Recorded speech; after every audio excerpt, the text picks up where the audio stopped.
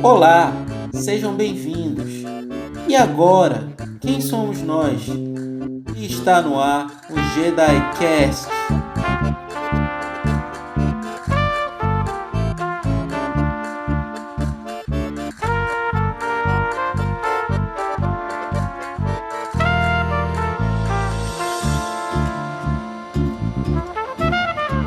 Quem é você que manda as favas o meu senso crítico? Que faz você que ri da minha capa e dos meus discos e joga na fogueira os livros raros? Quem é você? Quem é você? Eu não sou mais eu. Olá, sejam muito bem-vindos e bem-vindas a esse terceiro episódio do JediCast, dentro da programação do 7º Seminário de Pesquisa organizado pelo JEDI, pelo GEADA e pelo LEDUNI. É um grande prazer estar aqui com vocês hoje, participando desta conversa, que tem como tema uma relação que é fundamental para todos aqueles que focalizam de alguma maneira o discurso: as relações entre materialidades discursivas e subjetividades. Essa articulação entre materialidades e subjetividades tem na sua base a ideia de que o discurso é fundante. E isso está na base da arquitetura teórica e analítica de Michel Foucault, na medida em que, para ele, os discursos constroem as verdades e as subjetividades em uma sociedade num certo momento histórico. São os discursos que produzem, portanto, aquilo que somos nós hoje. Essa pergunta essencial de Michel Foucault que queremos pensar ao longo desse nosso seminário. Quem somos nós foi construído por aquilo que foi dito há séculos, meses, semanas. Por isso, essa natureza fundante do discurso faz com que aquilo que somos seja aquilo que os discursos disseram sobre nós e sobre as nossas subjetividades. Mas, afinal, o que é o discurso? Do que ele se plasma? Para Foucault, o discurso tem pelo menos 3 características essenciais. Primeiro, ele é sempre uma luta, uma batalha. Ninguém diz nada por dizer. Nenhum sujeito é livre para falar o que quiser.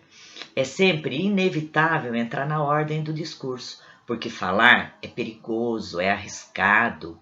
O discurso está sempre ligado ao saber e ao poder. Entretanto, há um paradoxo fundamental. Ao mesmo tempo em que é constrangido a entrar na ordem do discurso, o sujeito encontra pontos de fugas, fissuras por onde pode escapar, mesmo que fugazmente, e resistir. É nesse paradoxo da imposição de uma ordem do discurso e da possibilidade da insurgência, da resistência, que se encontra, afinal, o fascínio do jogo discursivo, da luta, da batalha. Em segundo lugar, para Michel Foucault, o discurso é sempre produzido por sujeitos histórico-sociais. Por isso, há sempre lugares de fala, há sempre uma topografia discursiva. Há sempre rituais de fala, leis do discurso.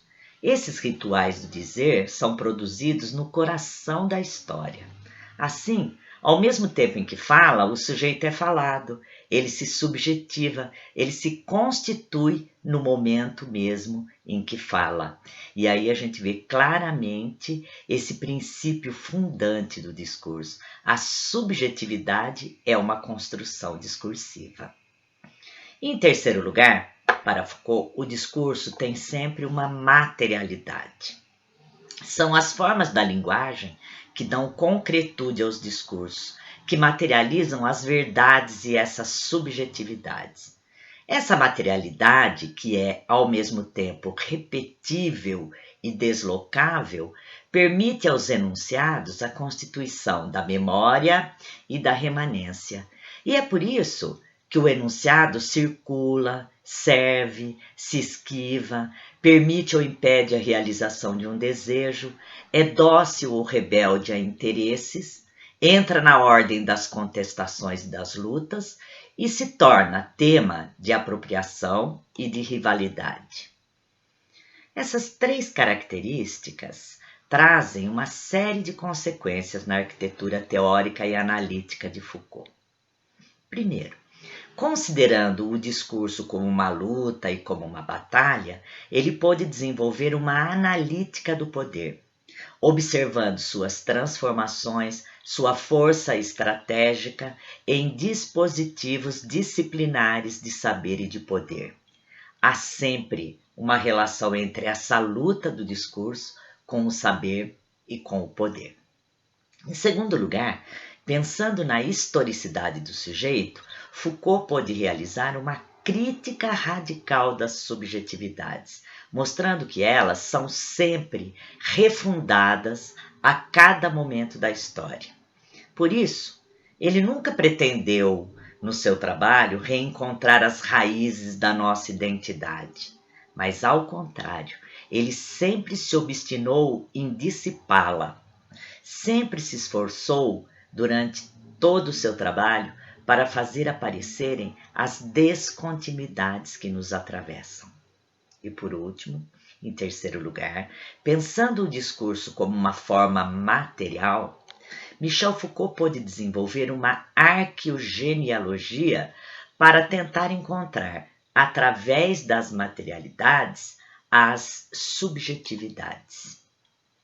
E é pensando em tudo isso que, para nortear a nossa conversa, eu quero citar um pequeno trecho de uma fala de Foucault do livro O Belo Perigo, que foi publicado pela editora Autêntica em 2016.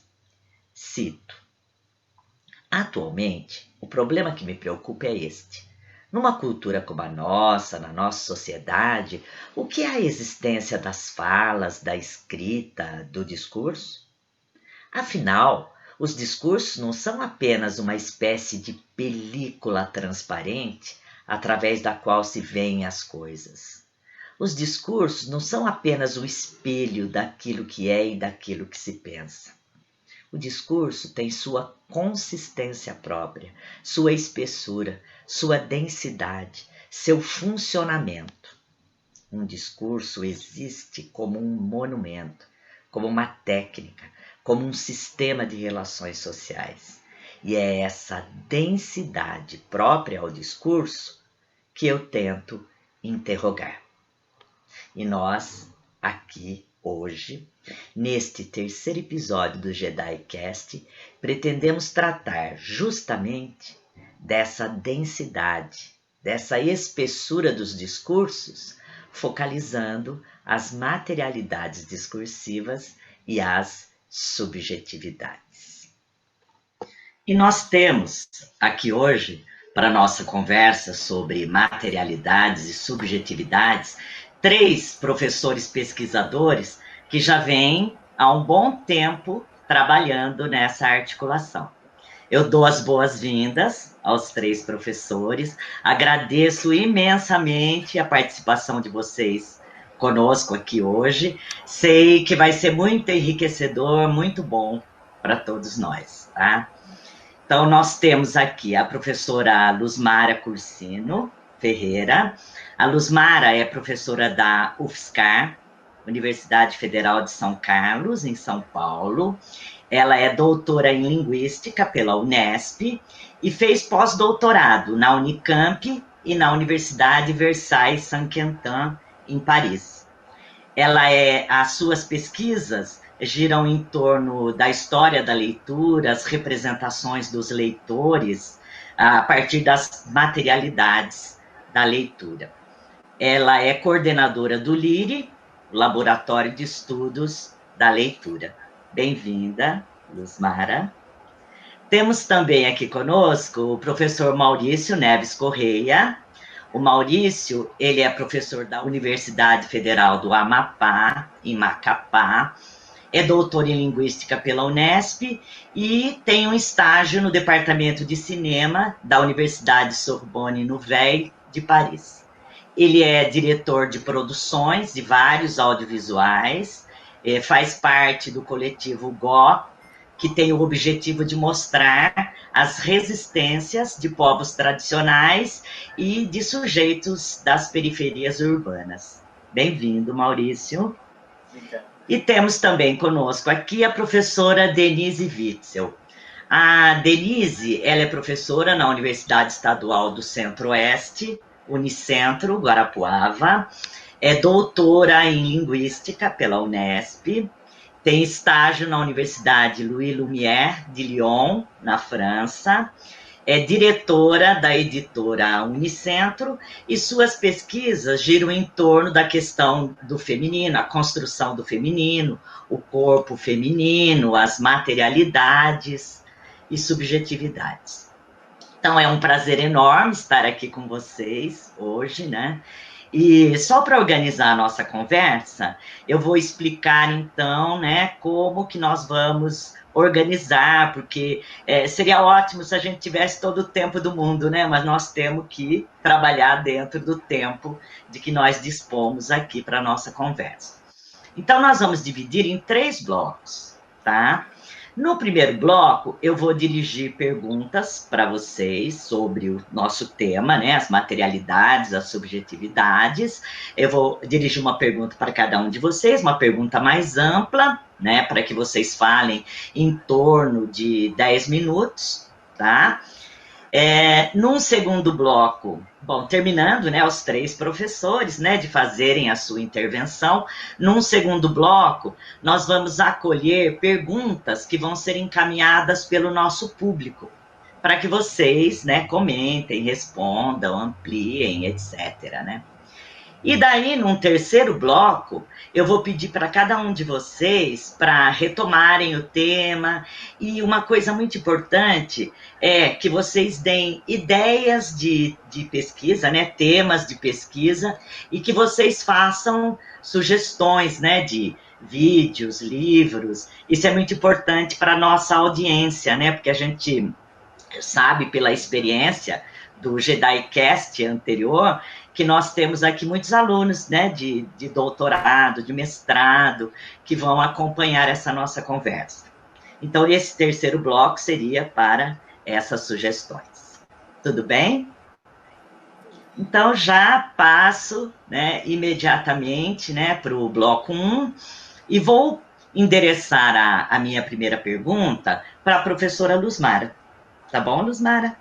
Perfeito. Então, Luzmara, eu sei que você já vem investigando, né, há bastante tempo a questão da leitura. Desde o seu doutorado, né, quando você tratou de leitura, mídia, representações de leitura na mídia e tal.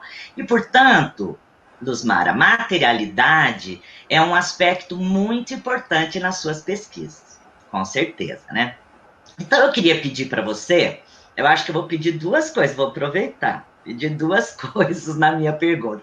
Primeiro, eu queria pedir que você falasse um pouco sobre essa sua pesquisa com leitura, que você apontasse a relação entre leitura e materialidades. E também eu quero pedir que você nos conte um pouco da pesquisa que você realizou recentemente, que é sobre a construção da subjetividade leitora de políticos brasileiros. Uma análise que eu conheço o texto, sei que é muito legal, vai ser muito bom te ouvir. Tá bom, Luzmara? Então, a palavra é sua, tá? Fica à vontade. E muito obrigada, Rosário, pelo convite para participar com vocês deste evento. Eu quero agradecer também a Ivânia, a Denise, o Maurício, né? Todos os membros do JEDAI, do GEADA e do LEDUN que participaram da organização. Então, para mim, é um enorme prazer rever vocês, ainda que por meio de uma tela, né? E muito obrigada, Rosário, pela questão. Acho que falar do discurso, essencialmente, e ainda mais na bela introdução que você fez agora, é falar da sua materialidade e da sua ação subjetivadora. Então, acho que essas são 2 características, né, da potência dos discursos. Como você também adiantou, o objetivo das minhas pesquisas tem sido esse de analisar discursos sobre a leitura, e em particular na atualidade, né? e trabalhando com vários objetos e fontes, mas, sobretudo, a mídia, né? A mídia como um repositório mesmo de textos a partir dos quais eu tenho buscado enunciados sobre a leitura, e enunciados, para a gente poder seguir a recomendação, né, de Michel Foucault, enunciados efetivamente produzidos, né? E diante desses enunciados, né, de me colocar a pergunta que todos nós nos colocamos diante dos nossos objetos, que é: por que foram estes os enunciados que emergiram e não outros, né? Essa pergunta, embora ela pareça assim simples, embora a gente empregue bastante, né, ela não é em nada banal, né? Cada enunciado, os enunciados sobre a leitura, né, por exemplo, cada enunciado ele atualiza certos discursos. E o discurso, como a gente sabe, você acabou de lembrar, é essa instância, é essa ordem que regula, que organiza, que institucionaliza, e que valida, né, o que a gente pode e o que a gente deve dizer. Então, o discurso é essa ordem que atua sobre as nossas práticas e que atua sobre o modo como a gente se constitui como sujeito, né? Então, para que a gente se torne analista do discurso, é preciso compreender que os discursos definem essa nossa relação com as práticas, com os demais sujeitos, com o mundo e com nós mesmos, né? E os discursos fazem isso na medida em que são materializados em certos enunciados, né? Em enunciados que qualificam essas nossas práticas, que qualificam os sujeitos, né? E que prescrevem formas de ser e de agir. E eu acho que é esse o grande pulo do gato, né? Que a gente aprende lendo Michel Foucault, com seus trabalhos, com o trabalho de outros analistas de discurso, que é isso, que é o de refletir e compreender quais são os discursos que sustentam o que a gente pensa de nós e dos outros, né?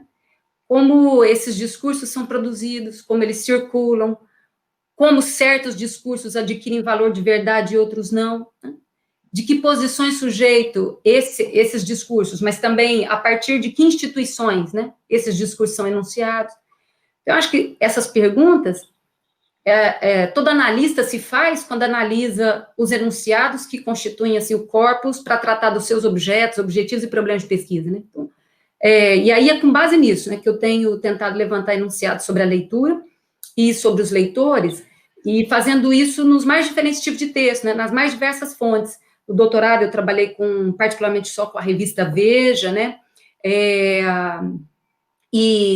mas, então, além da mídia tradicional, eu e os pesquisadores também do Grupo LIR têm buscado, assim, em outras fontes, como nas redes sociais, nos documentos oficiais também que regulam o ensino, em obras literárias, em entrevistas também, questionários feitos e aplicados, né, com diferentes indivíduos.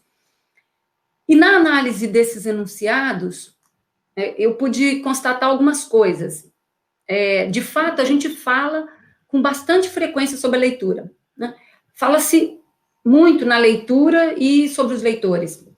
Apesar disso, e apesar dessa variedade enorme, né, dessa quantidade, dessa dispersão de textos e de fontes, onde a gente pode encontrar algum enunciado sobre a leitura e sobre os leitores, disse, na verdade, muito pouco, porque vigora um impressionante consenso discursivo, né, que gera uma espécie de efeito cacofônico, de repetição, né, de uma repetição tanto do que é dito, quanto do modo como é dito, né.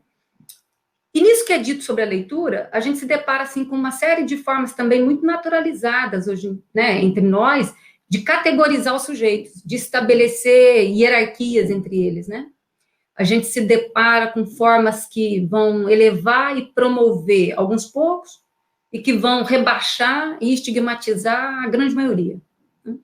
E um exemplo que eu quero dar disso, então, dessas pesquisas, e que se encontra nos resultados dessa pesquisa que você se referiu, Rosário, sobre, na mídia brasileira, né, sobre esse levantamento que eu fiz ali, das circunstâncias em que, em textos muito diversos, se falava do FHC, do Lula e da Dilma como leitores, né?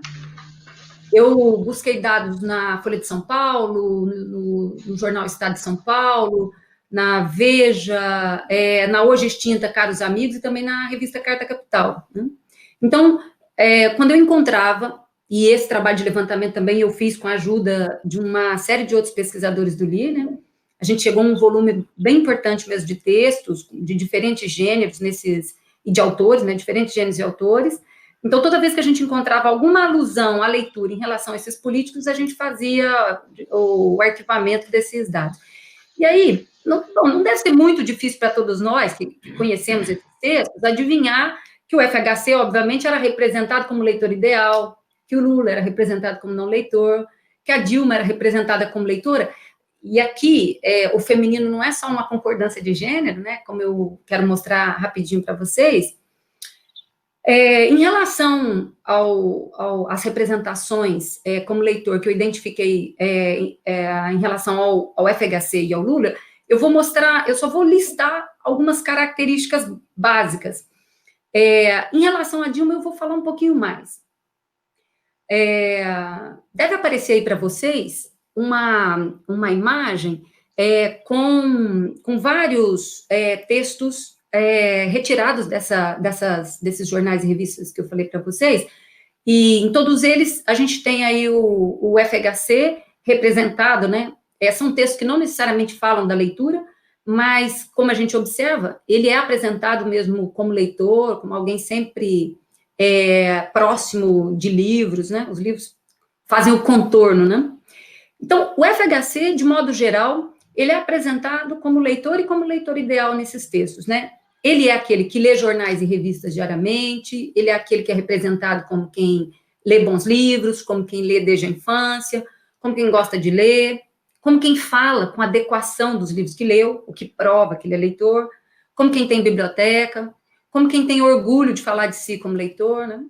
Já o Lula, nesse outro conjunto de imagens, vocês podem ver aí, a gente dificilmente encontra imagens dele nessa mídia tradicional, como eu disse, e por isso eu fui buscar, inclusive, alternativamente em outros lugares, e eu encontrava até em blogs dos jornalistas que trabalham nessas mídias, mas que nelas eles não publicavam textos sobre isso, mas que publicavam antes nos seus blogs particulares, né, com imagens que, em geral, exploram, a gente poderia dizer assim, de maneira derrisória essa imagem do Lula, porque ele é sempre representado sob o estereótipo do analfabeto. Por isso ele não sabe ler, ele é representado como quem não lê, como quem não gosta de ler, como quem, quando tenta ler, também não faz como deveria. Ele é representado, e quando ele fala também de si como leitor, a representação que vem é a insinuação de que ele mente, né? Ou de que ele se denuncia na sua inapropriação como leitor, em função das coisas equivocadas que ele diria em relação a isso, né?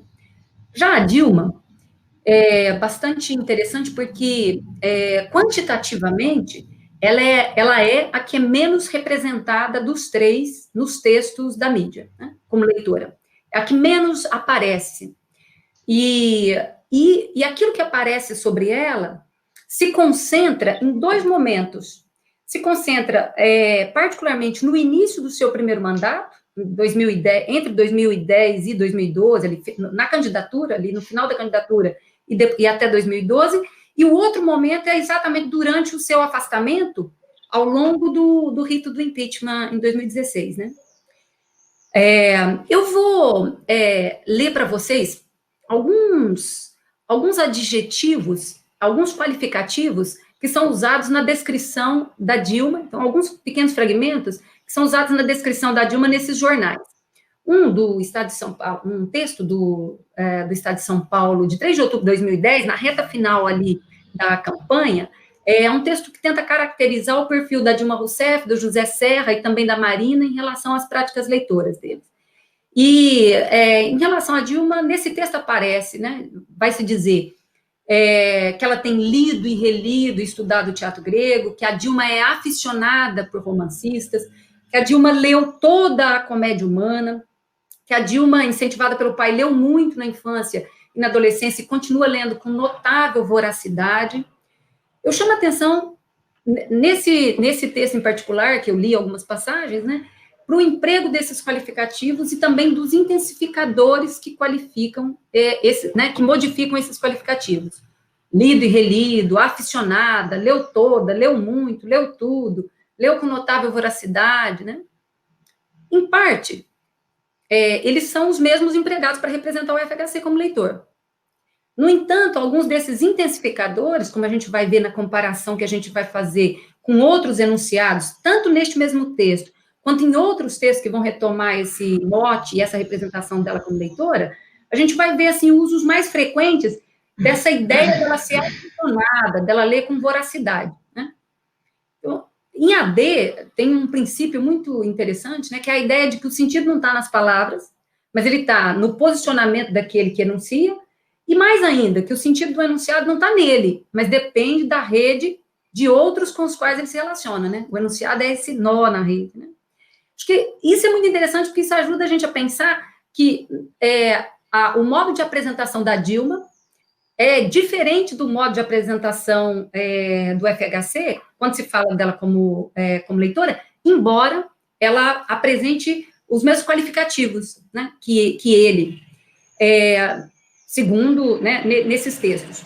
Logo depois da eleição, então, do primeiro mandato dela, né, em 2011 e 2012, as alusões dela como leitora sempre vêm sob a forma da comparação com Lula. Então, tem uma série de textos, e isso é bastante interessante, eu vou ler alguns fragmentos.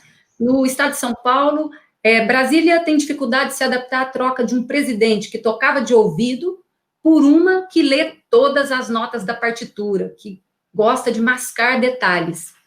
Esse é um.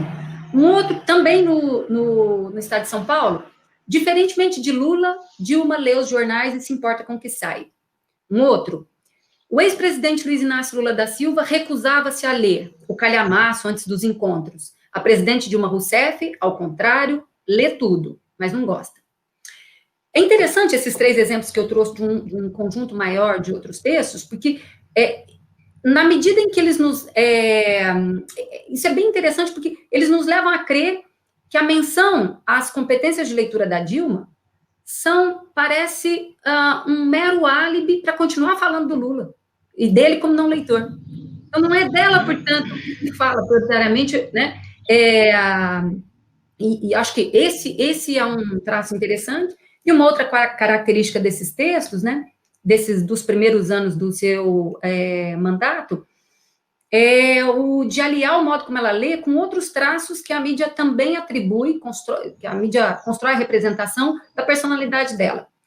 Então, tem um fragmentinho aqui, detalhista, Dilma lê linha por linha, todos os projetos, manda refazê-los várias vezes, e o texto continua dizendo que ela se irrita com frequência, que ela está convencida que tem muitos vazamentos, que beira o ódio presidencial à quebra da regra, que ela fica furiosa depois de ler os jornais, que a presidente anunciou o projeto como seu e não do ministério. Então, mas é interessante que nesse fragmento se inicia falando que a Dilma lê linha por linha todos os projetos. Vejam como que aqui, ler linha por linha, que poderia ser uma característica positiva, né, no entanto, apresentada de modo bastante disfórico, porque é relacionado com outras características que se atribui a ela, né, e que são apresentadas de maneira negativa.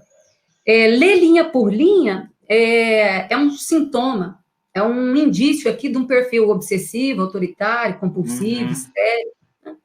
Então, isso. Ela é... Luzmara, eu vou pedir, por favor, para você concluir, para eu poder passar a palavra para os colegas, tá? Perfeito, perfeito. Então, eu diria que, tal como o FHC, ela é apresentada, né, como quem lê a mídia, mas isso não a beneficia, já que é dito de forma oportunista, apenas para diferenciá-la de Lula, por exemplo. Ela também lê desde sempre, muito, tudo, e com frequência, mas o modo como isso é descrito dá a entender que isso é mais um indício dessa personalidade compulsiva, descontrolada, excessiva, já que ela devora livros, ela lê com voracidade, ela lê de modo frenético, a leitura também é representada como um vício. Né? No âmbito profissional e público, ela lê de forma inapropriada os textos da rotina presidencial, porque ela lê linha por linha, né? e isso emperra o processo. Depois eu posso falar de como ela é representada nesses textos, como quem lê no âmbito privado, né? Mas, então, só para a gente poder... o que fica claro para mim na análise dos dados a respeito da Dilma é que as representações dela como leitora reiteram exatamente esses estigmas de gênero de longa data, né? E na sua representação também a gente observa um viés sexista de diferentes nuances e graus de explicitude, né? E o que eu tenho buscado mostrar nessas análises, né, é que, veja, esses textos falam, ao falar de FHC, Lula e Dilma, né, na verdade, o que eles fazem também é representar a nossa sociedade dividida, porque somos nós ali refletidos no modo como essas representações emergem, são expressas. E a outra coisa que eu tenho buscado também, né, nessas análises do discurso sobre a leitura é mostrar como é que esses discursos trabalham sempre em conjunto com outros, né? Esses discursos sobre a leitura trabalham com outros discursos, como, por exemplo, da meritocracia, né? E de como eles nos subjetivam, eles definem os nossos papéis, eles nos limitam, né? E eu acho que daí vale a pena a gente, e para fechar, retomar aquela citação, né, do Michel Foucault, porque a análise desses discursos ela tem que servir para que a gente possa buscar extrair da contingência histórica que nos faz ser o que somos, né, as possibilidades, as formas, os meios e uma chance, né, de ruptura e de mudança com essa contingência. Né? Obrigada, Rosane. Eu que agradeço, Luzmara, tá? E a gente vai continuar conversando, né, no segundo bloco, tá? A gente pode retomar muito dessas questões, né? Então, eu vou continuar aqui a nossa conversa e vou agora me dirigir ao professor Maurício Neves Correia, né? Também lançando uma pergunta, né, Maurício? Aí para você desenvolver aí em torno de 10, 12 minutos, tá? Bom, Maurício, eu sei que você tem bastante experiência, né, na produção audiovisual e, ao mesmo tempo em que você produz audiovisuais, né, por exemplo, no coletivo GOC, eu sei que você está envolvido agora, o audiovisual, essa materialidade, também é seu objeto de pesquisa, né? Tanto que, na sua tese de doutorado, você trata, ao mesmo tempo, da história do audiovisual, né, no Brasil, e como essas narrativas filmadas vão produzindo a subjetividade indígena. Aliás, a tese de doutorado, né, do Maurício recebeu o prêmio de melhor tese da Unesp em 2018, né? Eu parabenizo mais uma vez o Maurício, né, o que mostra aí a qualidade do seu trabalho, né, Maurício? Então, eu queria pedir para você que você falasse, então, sobre esse seu trabalho, né? Que articula, então, essas materialidades audiovisuais e a produção das subjetividades indígenas, as histórias filmadas, que você fizesse um apanhado para a gente aqui, tá? Fique à vontade, Maurício. Obrigado, Rosário. É um prazer estar aqui com vocês. Rosário, Luzmara, Denise, essas mulheres assim que eu tanto admiro e que eu ficava um tempo assim, toda vez que eu falo com vocês, eu tenho que falar isso, né? São referências bibliográficas e que eu pude conhecer, ter uma amizade, ter um carinho muito especial. Rosário, minha eterna orientadora, né? Então, assim, tudo que a gente faz também, nossos projetos juntos sempre são projetos de felicidade, né? E nesse momento tão difícil que a gente se encontra aqui, nessa questão dessa heterotopia que é a web. Esse encontro que a gente já teve presencialmente tantas vezes, agora a gente realiza por aqui, não é? Então, a Rosária estava falando dessa questão de trajetória, e eu não posso deixar de pensar, antes de falar, de como foi um pouco essa trajetória. Essa trajetória no audiovisual, na análise do discurso, e também nessa questão de pesquisar e de viver junto aos povos indígenas, que são histórias que se entrelaçam e que começam em momentos parecidos. Pouco mais de 10 anos atrás, eu começava essa jornada que hoje a gente intensifica e prossegue aqui. Mas, Rosário, tu me perguntavas assim, o que é, para eu falar um pouco sobre essas narrativas filmadas, essas histórias filmadas, e o tema da nossa conversa hoje aqui é materialidade. A principal questão do trabalho de tese que a gente desenvolveu é pensar como o indígena brasileiro era inventado nesse suporte audiovisual ao longo dessa história moderna brasileira, que, consequentemente, acompanha essa história do audiovisual. Essa história moderna brasileira é uma história republicana. Então, assim, esse Brasil República, ele é quase sempre acompanhado, primeiro pela fotografia, e já ali no começo do século XX, também pelo audiovisual. Então, é a partir da expedição ali do Rondon, ficou conhecido depois como Comissão Rondon, que a gente inicia ali uma série de trabalhos em audiovisual, onde tem a emergência do corpo indígena no audiovisual, ali na primeira década do século XX. Então, assim, ao longo desse pouco mais de um século, e a tese acompanha até ali o final de 2017, a gente vê como o Estado brasileiro e os dispositivos de poder, isso multinacionais até, porque essa é uma história que provavelmente a gente vai conseguir ver como uma história latino-americana, inventou 3 formas, na tese, a gente conseguiu ver 3 formas específicas de governo sobre os povos indígenas, e que até hoje é uma coisa que continua se digladiando, que é o governo da terra, com toda essa questão dessa luta pela demarcação de terras, o governo do corpo indígena, com toda essa questão de docilizar o corpo indígena, e a gente pode pensar numa questão da vestimenta, mas não só da vestimenta, como a língua, a cosmologia,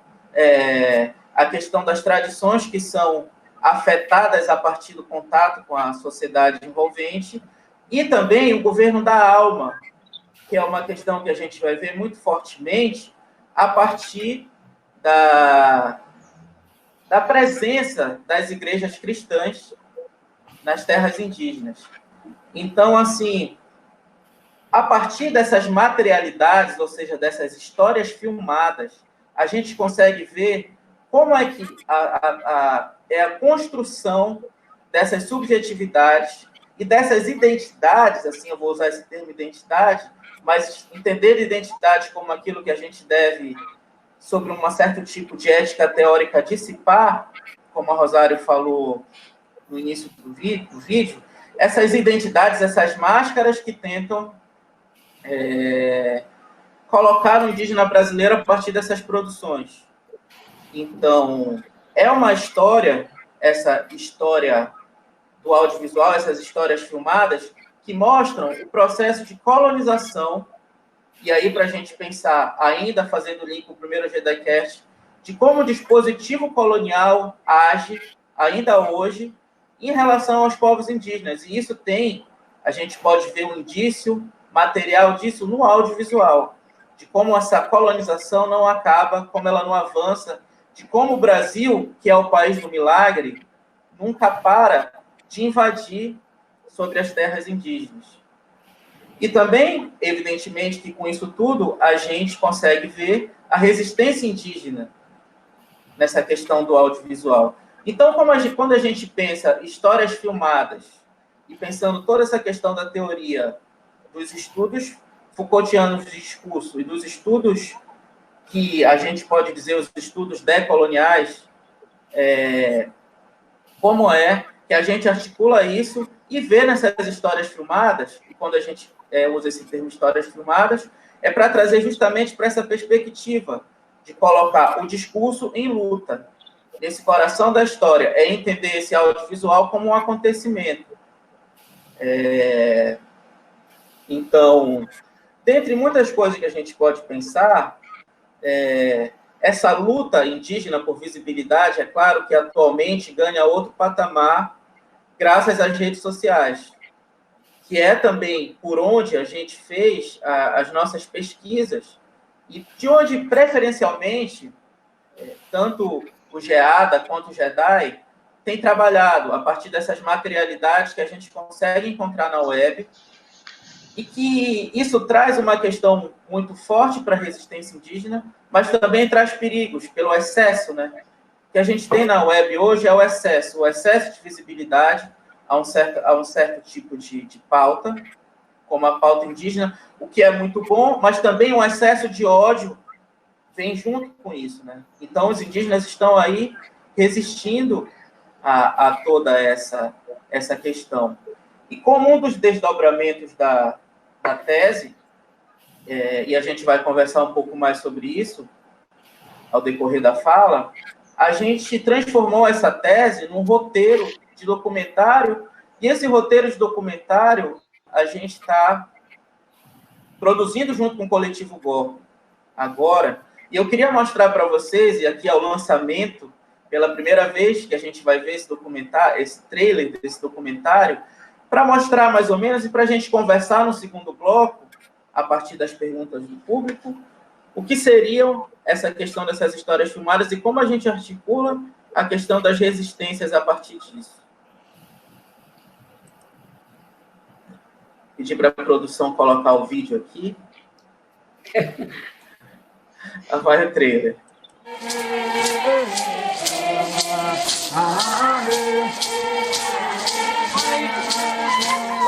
Somos poucos índios para cuidar da população toda, entendeu? Para defender a Amazônia, entendeu? Mas para o povo, quando o povo quer, ele consegue.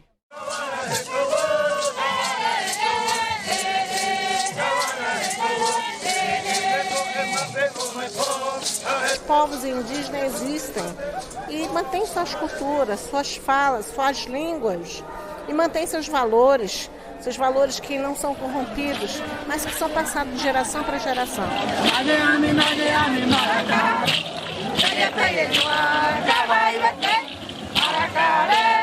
Está acontecendo com todos os povos indígenas, estão querendo acabar com nossos direitos e a gente não vai deixar isso acontecer, a gente vai continuar na resistência.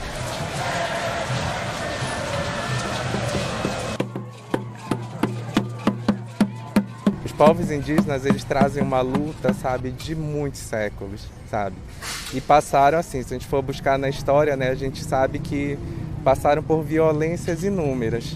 E ainda existe, sabe? Ainda existem e resistem também. E eu acho que agora não vai ser diferente. Então é por isso que nosso espírito está na natureza. Tudo nosso está envolvido na natureza. Então nós não podemos acabar, né?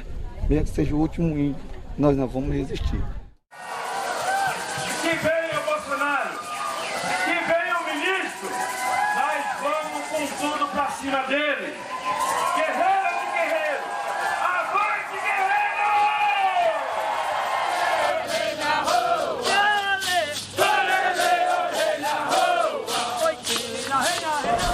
Olha, a resistência é a gente não aceitar imposição, é não aceitar nenhuma regra de uma política injusta.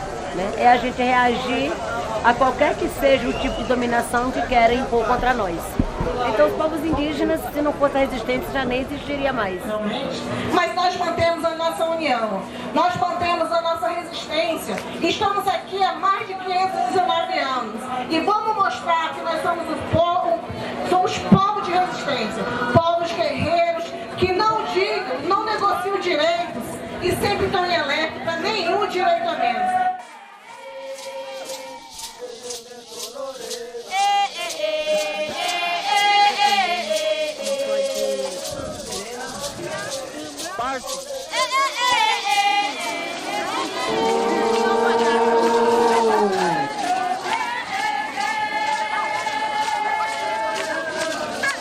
O governo Bolsonaro está querendo acabar com nossa população.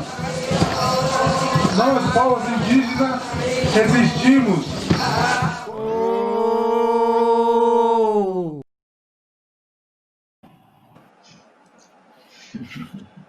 Então, era isso que eu queria falar nesse primeiro momento. Obrigado. Mas, Maurício, é impactante, né? A gente vê essas imagens. Assim, a gente fica meio sem palavras, né? Quando vê isso materializado. Mas eu queria só mais um minutinho que você falasse, porque você falou, a gente tem uns minutinhos ainda, por favor. Sim. Para não perder o momento. Sabe aquela história? Não vamos perder o momento, né? Você falou sobre a questão do dispositivo colonial. Eu sei que vocês têm trabalhado dentro do JEDI com essa ideia, né? Dispositivo colonial, colonialidade. Fala um pouquinho só sobre essa questão da resistência indígena e como que a gente pode ver nos discursos sobre o indígena essa colonialidade do poder agindo ali, nessa representação, na subjetividade. Okay? Esse é um momento muito difícil para a gente aqui na Amazônia, e eu estou me segurando para não me emocionar, mas é difícil, depois de ver essas imagens. Assim, o que acontece? A gente aqui na Amazônia, e eu falo a gente aqui na Amazônia, os povos amazônicos são povos que têm uma história de resistência muito grande. Então, por exemplo, durante a cabanagem, a gente entrou em depopulação aqui na Amazônia brasileira. Entre 60% e 40% do nosso povo foi dizimado para a gente virar o Brasil, não é? Então, essa história indígena e essa história de colonialidade e resistência é uma história que já vem de muitos séculos de luta,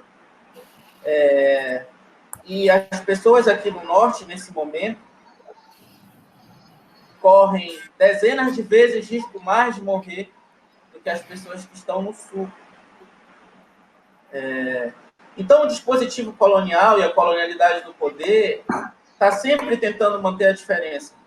A diferença nas nossas terras e nas nossas terras indígenas que estão sendo invadidas e queimadas nesse momento.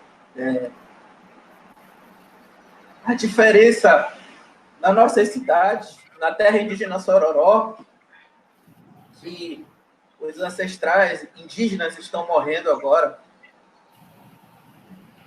Mas a resistência é isso. É continuar vivo. Não só continuar vivo, é estar aqui para falar amanhã. E é não perder a felicidade depois de tudo isso. Isso aí, Maurício. Eu passo a palavra e a gente continua depois. Sim. Isso aí, Maurício. A gente nunca deixa de ter paixão, né, pelo nosso objeto. É isso que nos move, principalmente quando eles são humanos e eles resistem, né? É isso mesmo, é a nossa vida mesmo, né?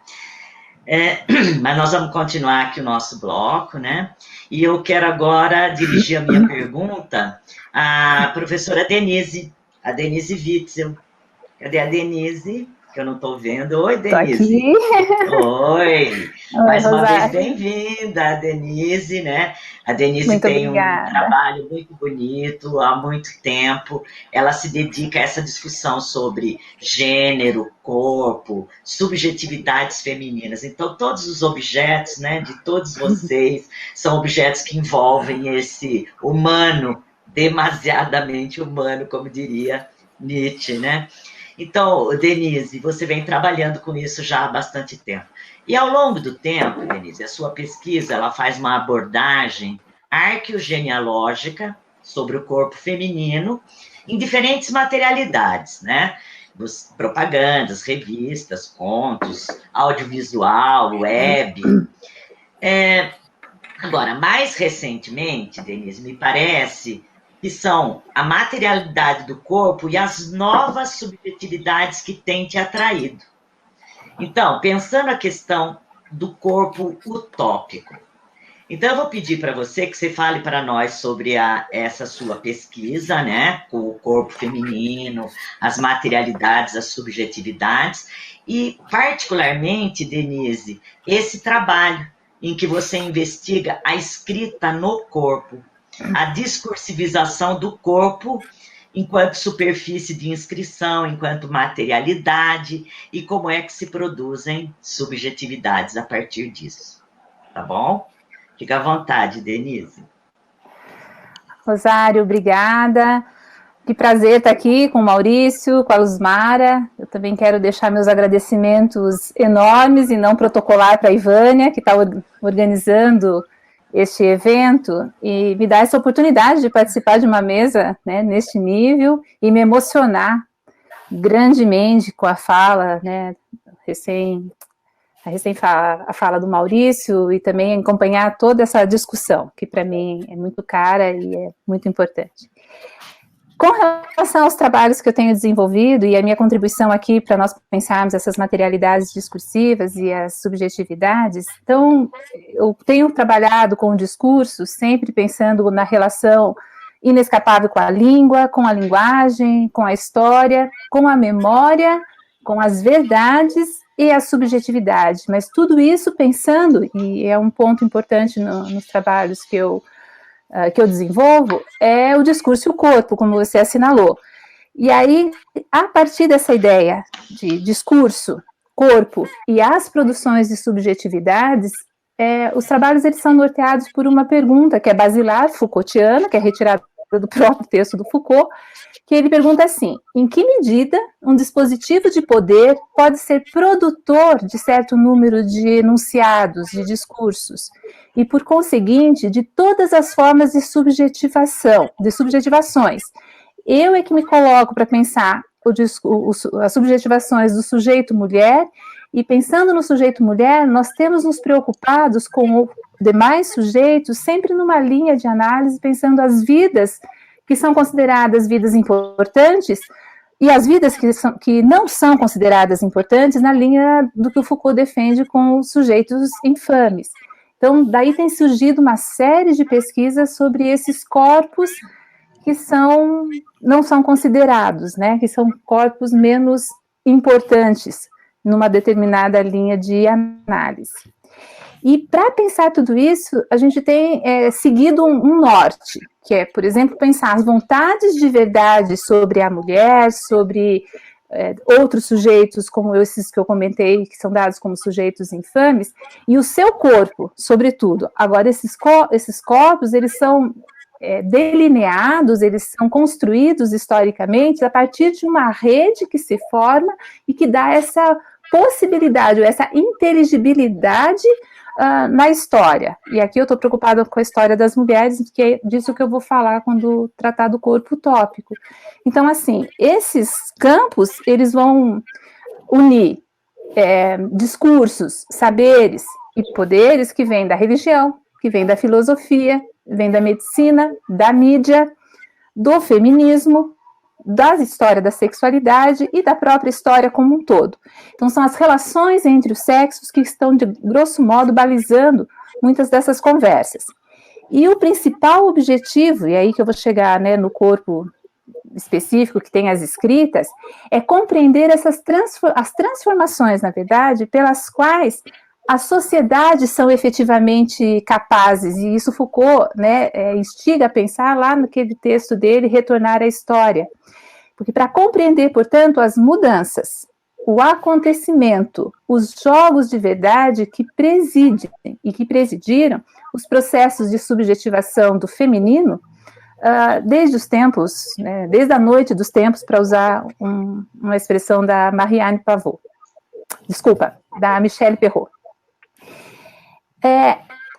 Quando eu estou querendo pensar nesse corpo, então, esse corpo enredado na história, nessas tramas da história, obviamente eu não estou falando de um corpo material, né, eu estou falando de um corpo, estou pensando num corpo como um acontecimento do discurso.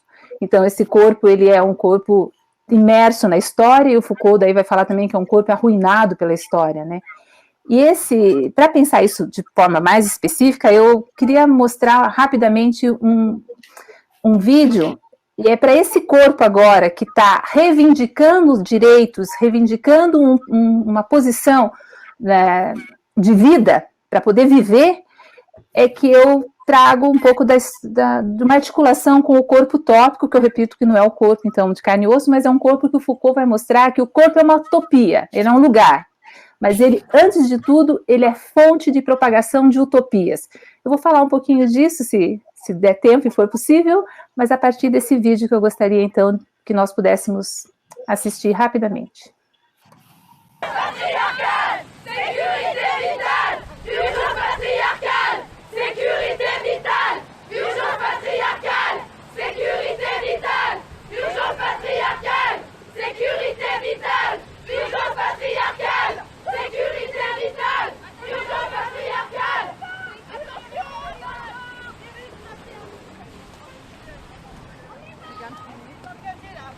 Ici, mesdemoiselles.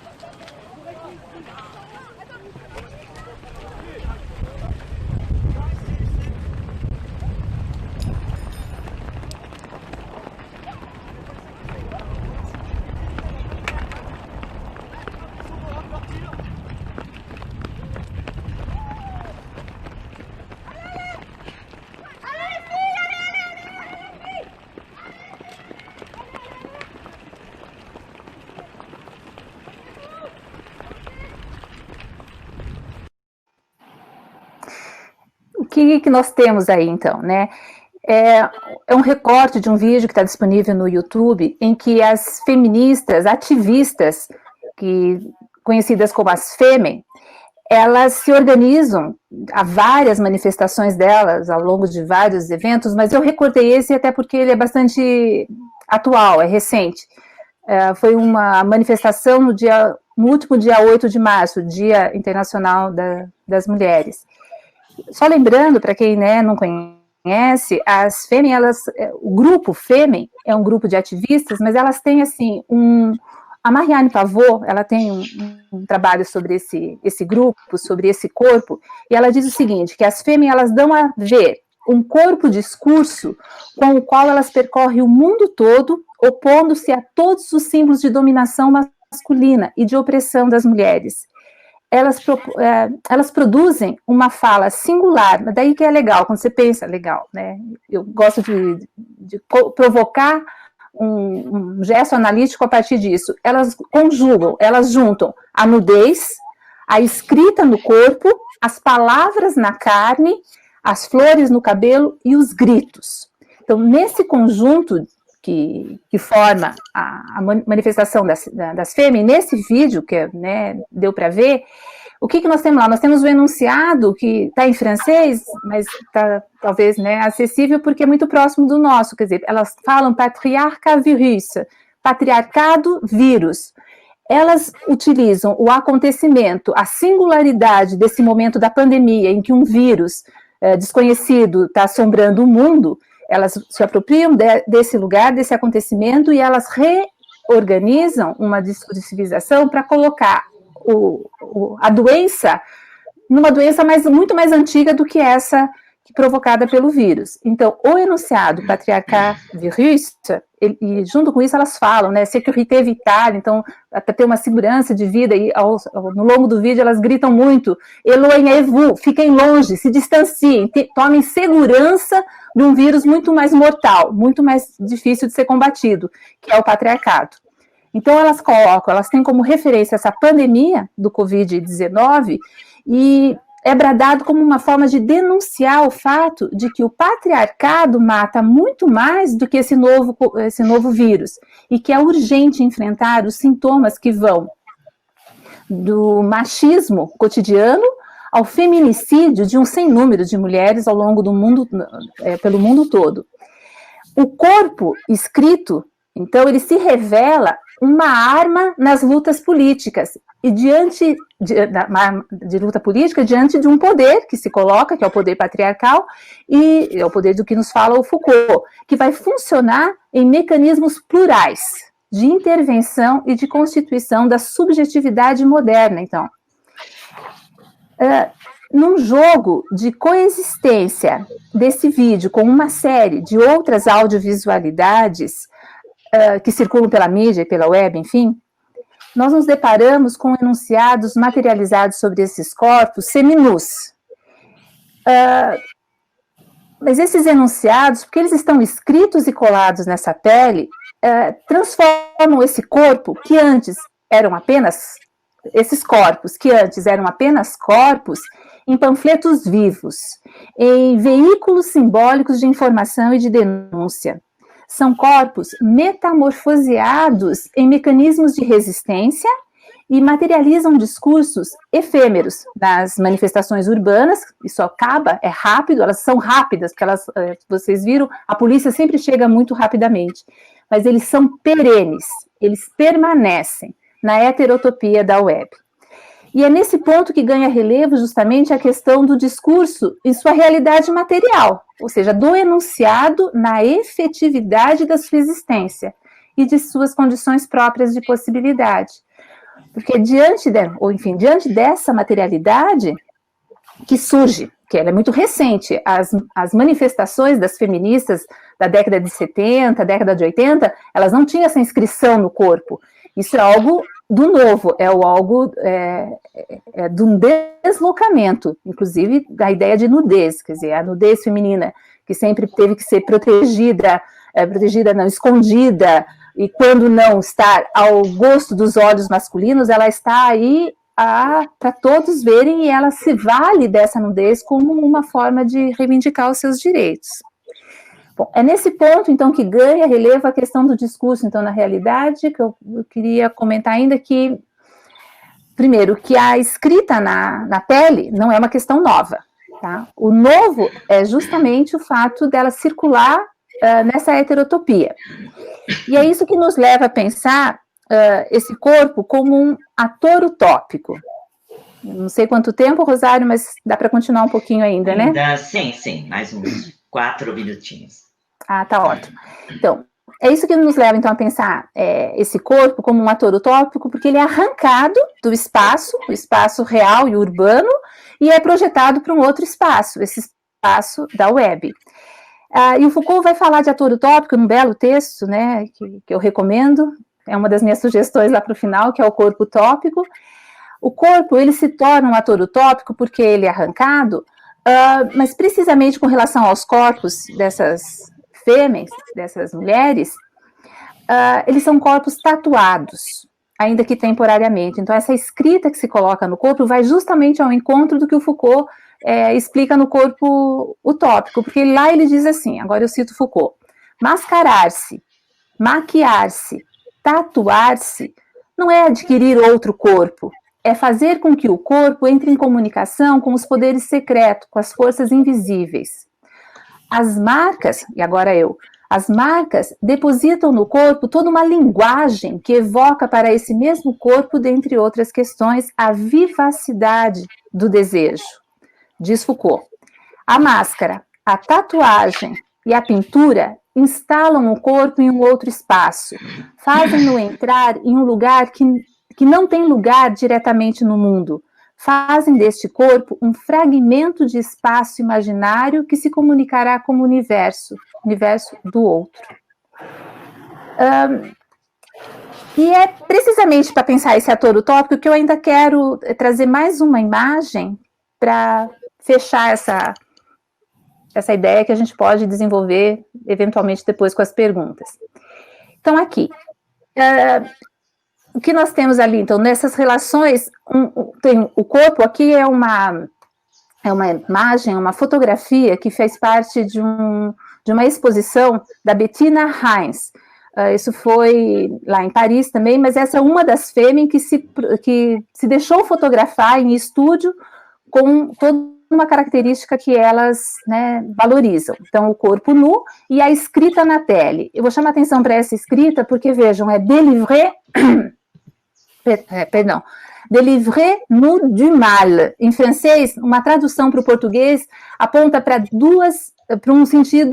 um duplo sentido, porque você tem délivré nu du mal, e mal em francês aponta para macho e aponta para mal, tal como no discurso bíblico. Então, no duplo sentido do délivré du mal, que significa livre-se do mal ou livre-se do macho, livrai-nos, né, do mal, livrai-nos do macho, é o mesmo funcionamento que você tem diante de outros enunciados que eu tenho analisado, por exemplo, quando as mulheres escrevem no carnaval O enunciado não é não no corpo, né, contra o assédio sexual nas festas, né, durante o carnaval, enfim, mas também na Marcha das Vadias, em que as mulheres saem, muitas delas, a exemplo das fêmeas, com o corpo seminu e com as inscrições sobre a pele. E muitas escrevem, meu corpo, minhas regras, nosso corpo nos pertence, atualizando numa outra materialidade, num outro funcionamento, num outro tempo, portanto, aquilo que já se falava na época das feministas da segunda onda, na década de 70. Ô, Denise, Oi, precisava concluir, tá bom? Nosso tempo está correndo. Ai, passa rapidinho, mas estou acabando. Ok. Temos a escrita no corpo como reivindicação do próprio corpo. Esse que durante muito tempo permaneceu invisível na história, preso a tecnologias de poder que produziram sobre ele inúmeras interpretações e representações, regulando-o mediante normas e valores de ordem moral, ética, estética e científica. Lemos e vemos essas escritas como uma prática de liberdade, face ao governo da vida, mediante processos de resistência face ao patriarcado, ou patriarcat virus, funcionando por meio de dispositivos de controle, de silenciamento e, o mais grave, de apagamento de corpos de mulheres e de outros. Vamos conversar daqui a pouco mais, Rosário. Obrigada. Isso aí, eu que agradeço, Denise, pela sua exposição. E a gente vai, então, agora para o segundo bloco, né, dessa nossa conversa, que é o momento em que a nossa audiência, né, nosso público vai endereçar perguntas, né, e eu vou pedir aos professores que sejam bem breves, né, nessas respostas, porque, infelizmente, nosso tempo está cada vez mais curto, tá? Vamos ver, a gente vai ter, acho que, perguntas que vão ser editadas aí na tela, né? Bom, é a professora Ivânia, né, dos Santos Neves, que eu agradeço muito a ela essa pergunta. Eu creio que ela endereça aos três professores, né? E ela pergunta, seria possível falar de um leitor Jair Bolsonaro? Não, eu acho que ela está endereçando para a Luzmara, né? Porque é a questão da leitura, né? Seria possível falar de um leitor Jair Bolsonaro, já que ele chega ao poder propondo a escola sem partido e a negação da ciência? Luzmara. Obrigada, Ivânia. Digamos, era um tema que eu evitei, eu tentei evitar bastante, que seria incluir no rol mesmo dos presidentes e as suas formas de representação na mídia como leitores. Eu resisti bastante a incluir o Bolsonaro nessa história, mas não teve jeito. Eu até escrevi um texto sobre isso, ele foi publicado na revista Discurso e Sociedade, né, que é exatamente sobre os usos que o Bolsonaro faz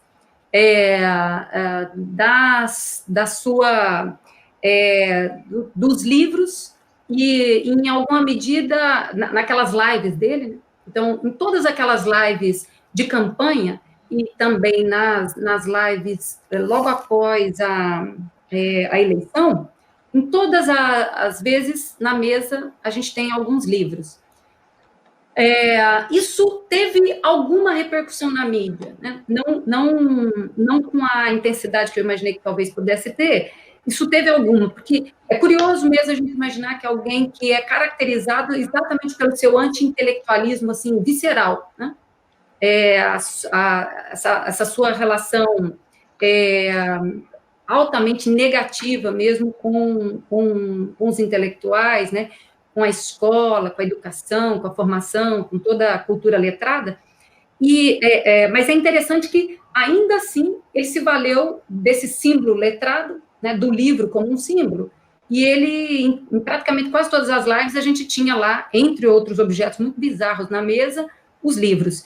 E aí uma constatação que eu cheguei foi assim, a gente tinha conjuntos de livros que fizeram parte daquilo que seriam assim, os livros que testemunham, os livros que são prova que ele colocou lá para poder falar dos seus adversários políticos. Então, ele levou um livro, a tese do Haddad, né, que, segundo ele, era um elogio ao comunismo. Ele levou também uma biografia não autorizada do Fidel Castro e falou disso também numa dessas lives, Então, era o conjunto de livros que eram usados como prova contra os seus adversários. Mas tinha um outro conjunto de livros que eram aqueles que ele também usou como homenagem aos autores e como recomendação de leitura, né, daquilo que eu até estou escrevendo um projeto com um orientando exatamente a esse respeito, que é a Biblioteca da Nova Direita, né?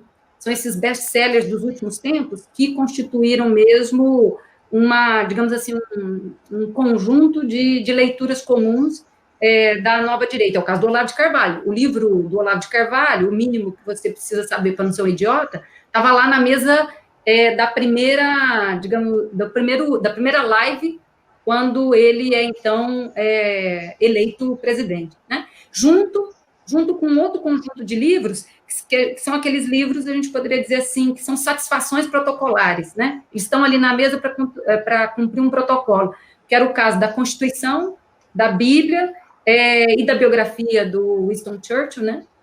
Então, é bem interessante observar que até mesmo ele, com seu anti-intelectualismo, né, fez questão de fazer uso dessa representação, né, ou uso, né, conjunto desse tipo de mídia, né, para produzir também, digamos assim, efeitos positivos, tanto na sua candidatura quanto na sua imagem como presidente eleito.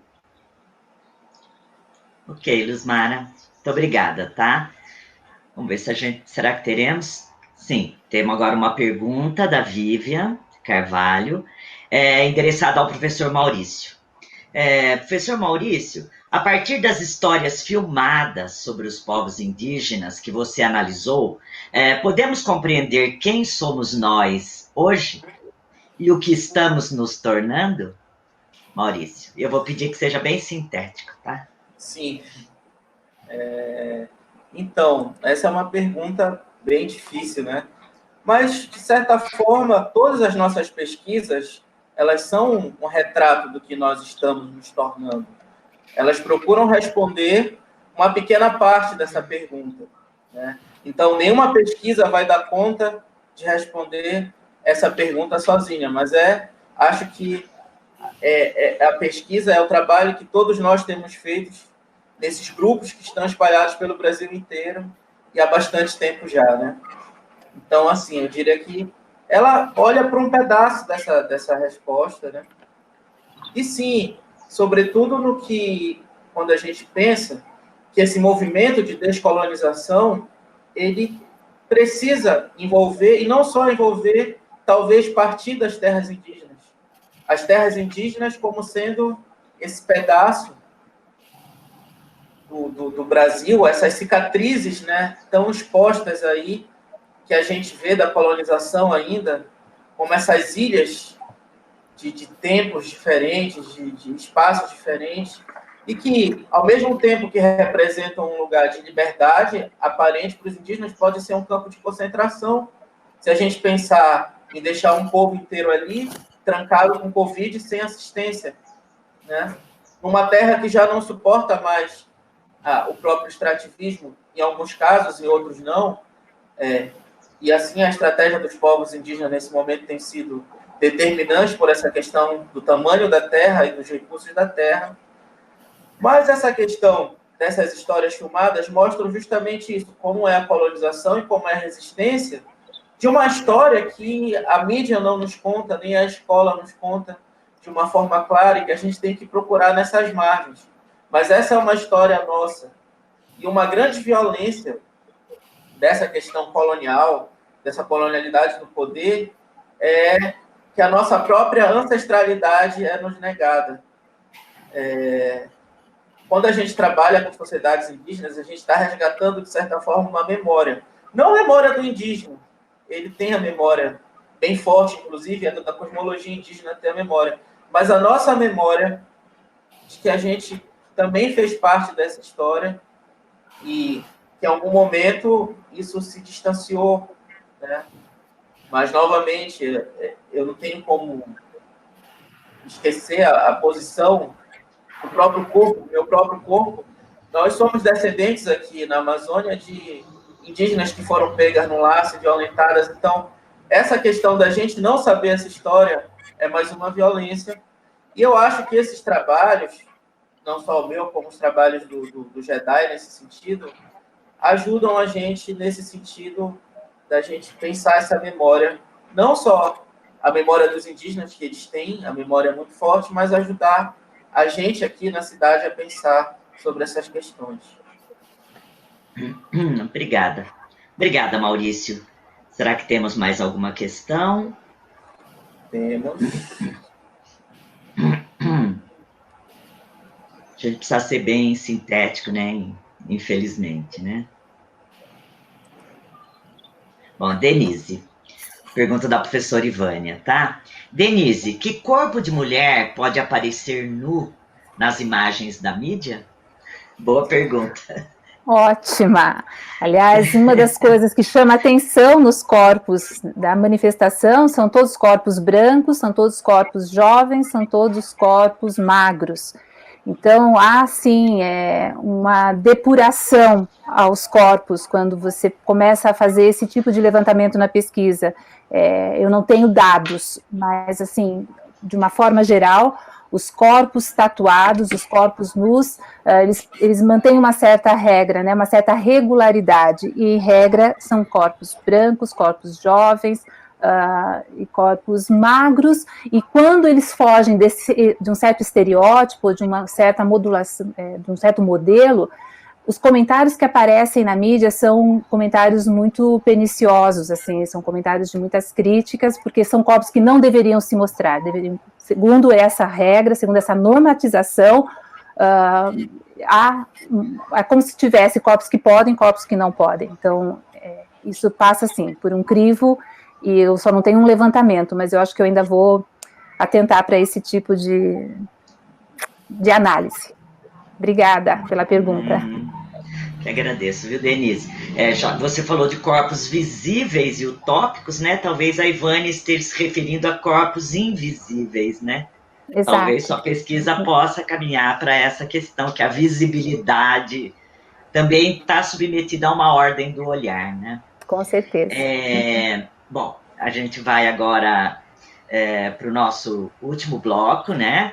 E temos aqui que correr contra o tempo, e eu tenho que pedir novamente para vocês, apesar de estar tão delicioso aqui a conversa com vocês, para que sejam bem sintéticos, né, nas suas respostas, porque agora é aquele momento em que eu vou pedir para cada um de vocês que sugiram, né, para a nossa audiência temas de pesquisa, leituras, vídeos, né? O que é muito importante, porque o JediCast também tem essa ideia de ser formativo, né? Da gente oferecer para o nosso público, né? Essas sugestões. Então, vou voltar de novo para a Luzmara, né? Pedir para ela, então, ser bem rapidinha. E também para vocês fazerem as finalizações já, tá? Para essa nossa conversa, tá bom? Luzmara, por favor. Obrigada. Acho que tem sido bastante presente nas nossas pesquisas, nas nossas discussões, né, as razões das hierarquias, daquilo que nos divide como sociedade, né? E, entre outras razões, daquilo que nos divide para melhor nos governar. A nossa origem, o nosso pertencimento social, né? A nossa cor da pele, o nosso gênero, o nosso corpo.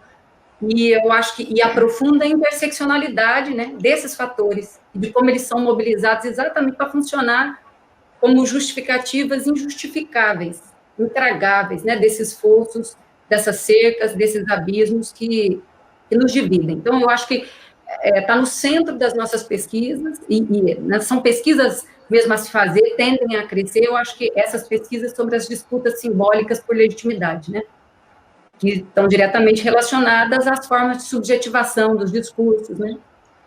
Então, eu acho que, mesmo quando a gente trabalha com um tema, assim, aparentemente distante disso, como é o caso do meu objeto de pesquisa, a leitura, né? Ainda assim, como eu mostrei rapidamente, a interseccionalidade nessas formas de subjetivação, de legitimação cultural e simbólica do sujeito, ela é marcante, né? Ela é decisiva. E aí, eu recomendaria, então, sem dúvida alguma, veja, para a gente tratar disso, dessas formas de subjetivação na contemporaneidade, dessas disputas simbólicas pela legitimidade, né, a obra de Michel Foucault é central. Afinal, ele se ocupou dos loucos, dos encarcerados, né, dos gêneros e das sexualidades, dos infames, de todo tipo, né? Mas eu vou indicar aqui alguns livros que eu tenho lido mais recentemente, que eu acho que, sobretudo porque eu tenho trabalhado agora, a minha última pesquisa é sobre algumas emoções que se expressam em relação à condição leitora, né? Que são as emoções relativas à leitura. E, particularmente, eu tenho trabalhado com a vergonha, com o orgulho e com a nostalgia, né? Como é que, nos discursos sobre a leitura, essas emoções são relativamente frequentes, né? E eu acho que, então, em função disso, eu tenho feito algumas leituras. Acho que o primeiro que eu indicaria seria A Distinção, do Pierre Bourdieu, né, escrito aí nos anos 70, e eu acho que nesse livro, né, ele dá uma centralidade muito grande para a noção de capital cultural, né, como aquilo que justifica as hierarquias econômicas da nossa sociedade capitalista e meritocrática, né. Como alguns têm, o capital cultural detém um capital cultural de prestígio, né, esse capital cultural é usado como um escudo, como uma justificativa justa das desigualdades, né, da dominação social de uns sobre os outros. Então, e aí, toda a discussão dele que ele faz sobre violência simbólica, eu acho que é bastante importante, está bem na ordem do dia dessas reflexões. Eu também pensei no livro do Gessé Souza, né? Esse, em particular, que ele tem, é uma organização, tem vários textos de outros pesquisadores também, que é a Ralé Brasileira, Quem é e Como Convive, né?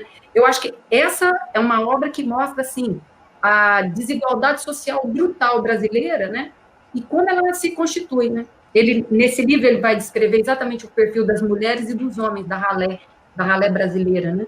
A sua vida cotidiana, a violência simbólica sistemática, frequente, os abusos, a ultraexploração cotidiana da força de trabalho da Ralé brasileira, né, desse grupo. Então, eu acho que... e a outra discussão que ele traz, que é muito importante, é o quanto, na constituição das nossas subjetividades, é fundamental o reconhecimento, né? Porque a ilegitimidade, a sensação da ilegitimidade de quem a gente essa sensação ela é castradora, né? Ela refreia as nossas potencialidades, ela limita as nossas ações, ela impede a nossa emancipação, né? Tem alguns livros, se levar uns 2 minutinhos, mais uns 2, eu indico depois. Luzmara, eu preciso passar a palavra, tá? Bom, se a gente tiver mais um tempinho, eu volto para você. Tá bom? Muito obrigada, Luzmara, por explicitar tão bem aí o seu trabalho e suas sugestões, tá? E vou passar, então, para o professor Maurício. Eu queria, nessa questão das indicações, indicar alguns documentários e 2 livros. 2 livros que são A Queda no Céu, do Davi Copenau e Yanomami, e o outro são Ideias para Adiar o Fim do Mundo, do Ailton Krenak. São 2 livros de escritores indígenas e que são 2 livros incríveis, assim, para a gente entender um pouco também dessa cosmovisão indígena. Da questão dos documentários, eu gostaria de indicar um documentário daquele projeto Vídeo nas Aldeias chamado Tava, a Casa de Pedra, que é muito interessante também. Ex-Pajé, que são documentários que falam sobre essa questão da religiosidade e os povos indígenas, né? Queria também aproveitar aqui esse espaço para convidar a todos e todas para a estreia do documentário A Batalha do Livramento, do meu amigo Nassif Jordi, que vai estrear no canal da GO agora em agosto. Vai ser o primeiro documentário a estrear no canal da GO. E no mais, assim, indicar para quem tiver interesses de continuar vendo essas questões dessas pesquisas e as relações com o audiovisual, os canais do GEDAI e os canais do GEADA, os canais do GEDAI e do GEADA. No GEADA, a gente tem também a websérie Análise do Discurso com Foucault. Para quem ainda não viu, é muito legal, a professora Rosário Bregolin dá ali uma panorâmica e uma introdução bem legal sobre a obra Foucaultiana. E das palavras finais, aqui eu queria agradecer, mais uma vez, é um prazer estar aqui com vocês. Como eu disse, com essas 3 professoras maravilhosas que eu tive o prazer de conviver e conhecer, e que a gente está aqui assim agora, né? E dizer que, sobre essa questão dessa fala de hoje, que foi uma fala muito atravessada, porque está difícil para a gente aqui. A gente está convivendo, como está difícil em todos os lugares, é claro, né?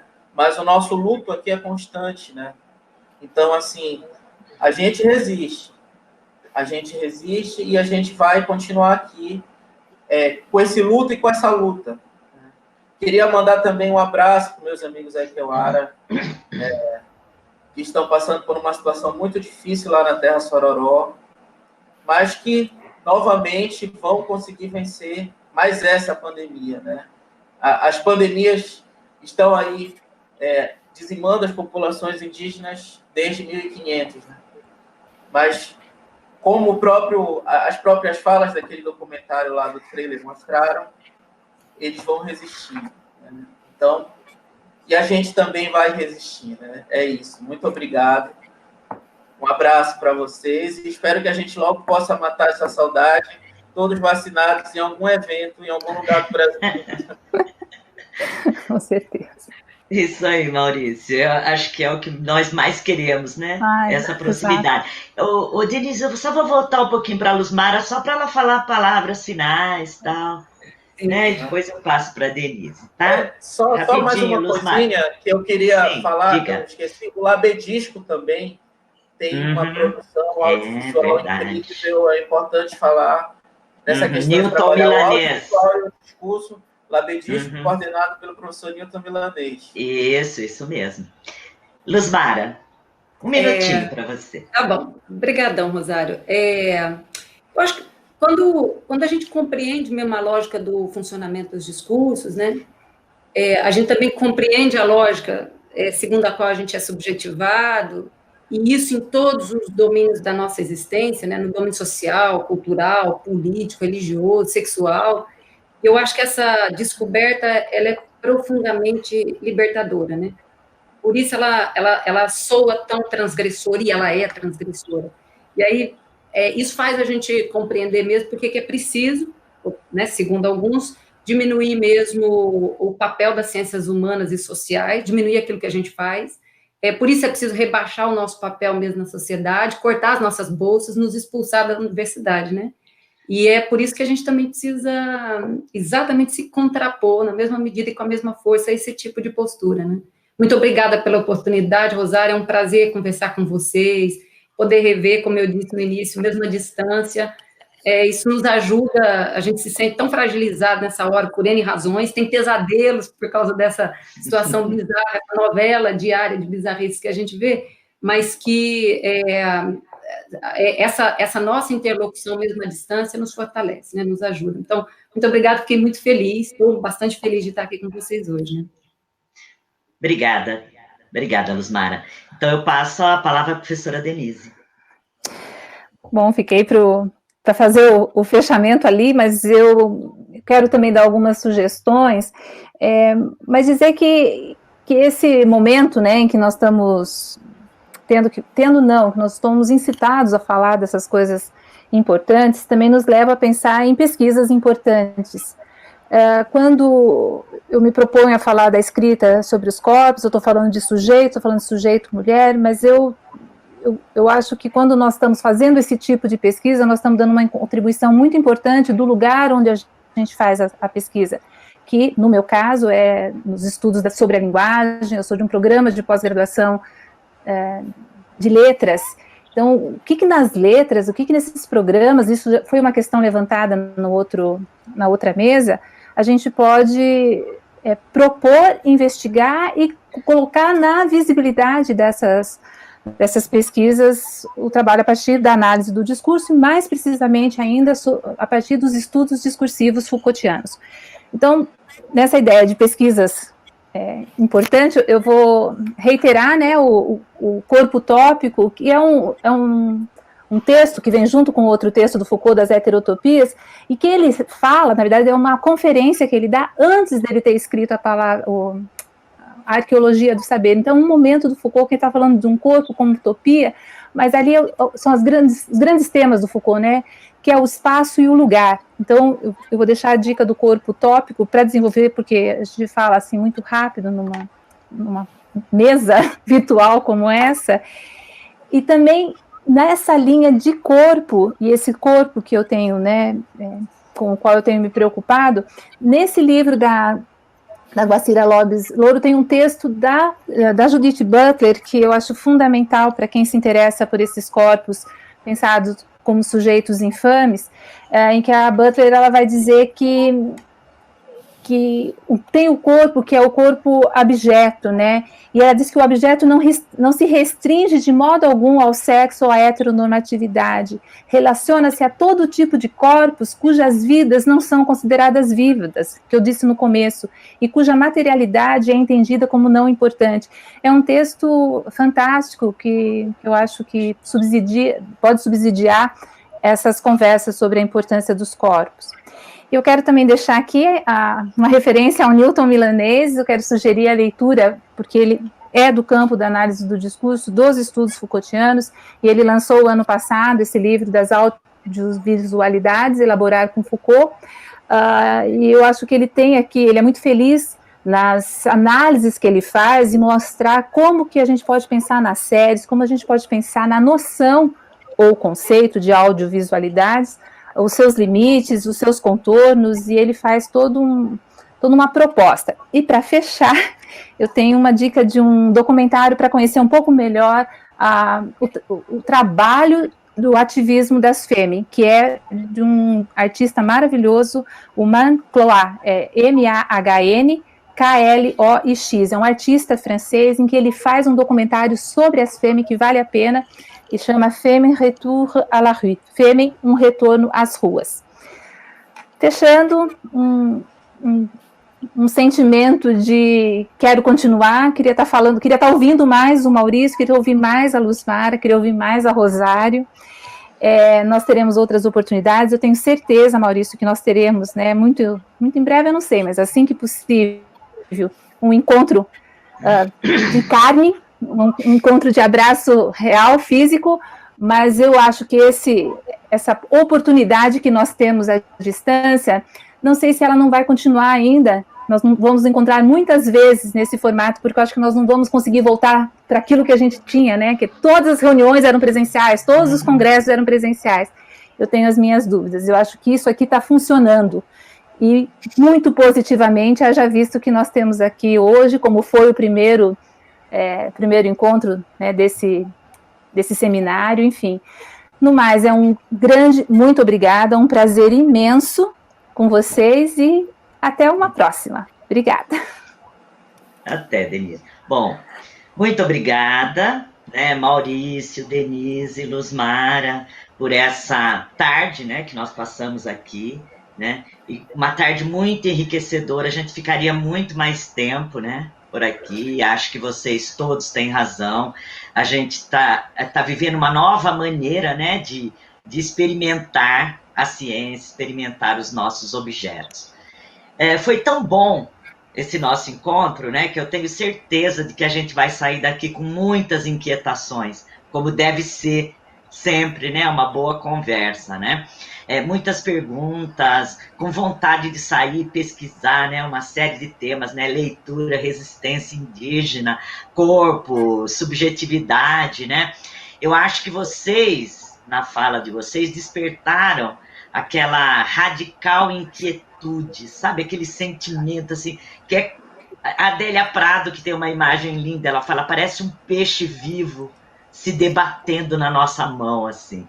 Eu tenho essa sensação, né, tendo ouvido vocês, de que a gente vocês conseguiram despertar essa radical inquietude e que mesmo nessa distância, né, a gente se sente muito próximo, né, quando estamos aqui, todos nós. Então eu agradeço muito a vocês, eu agradeço também ao público de vários lugares do Brasil que nos acompanhou, né, nesse JediCast 3, nesse terceiro encontro, né, do JediCast. Eu convido todos a continuarem conosco, nas próximas quintas-feiras, né, sempre às 15 horas, nós vamos ter outros encontros que com certeza vão somar muito mais para todos nós, tá? Olha, eu tenho certeza de que vem muita coisa boa aí pela frente. Convido todos a participarem, tá? Muito obrigada a vocês. Espero que a gente se veja realmente, fisicamente, muito em breve. Obrigada. Quem é você que manda as favas o meu senso crítico? Que faz você que ri da minha capa e dos meus discos e joga na fogueira os livros raros? Quem é você? Quem é você?